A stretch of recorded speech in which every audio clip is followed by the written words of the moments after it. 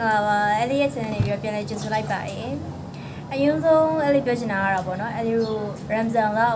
ဝင်သွားပြီပေါ့နော်ဆိုတဲ့အတွက်ကြောင့်အဲ့လေးကဒီနေ့ယူရိုကိုအဲ့လိုမင်္ဂလာတောင်းညွှန်ရဲ့ပေါ့နော်ဝါဖြည့်စည်းတဲ့အာသာလန်ကို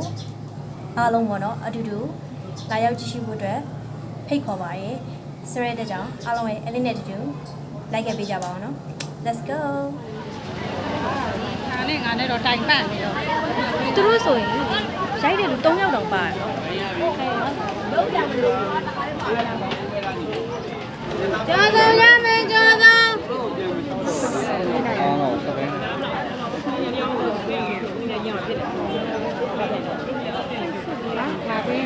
မိုင်းဆမ်ဆောင်းနဲ့ဆိုရင်ပို့ပြီးတော့ကင်မရာအဆင်ပြေတယ်။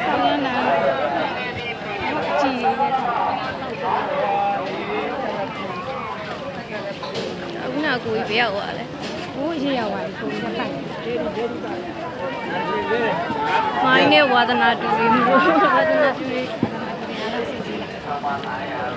来，我上不对这个。အာရတကဘာလုံးဖြန့်ပေးမှာ line ပေါ်မဟုတ်ဘူး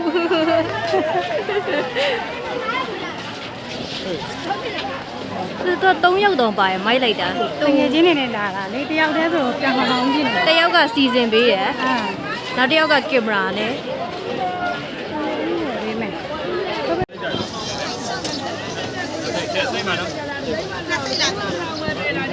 ဝီ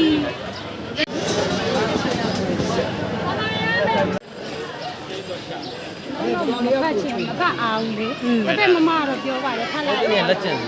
这个的。 သူကဂျာနမတ်တွေရှိရလား ရှိတယ်မို့အလုံးမပြီးမှာ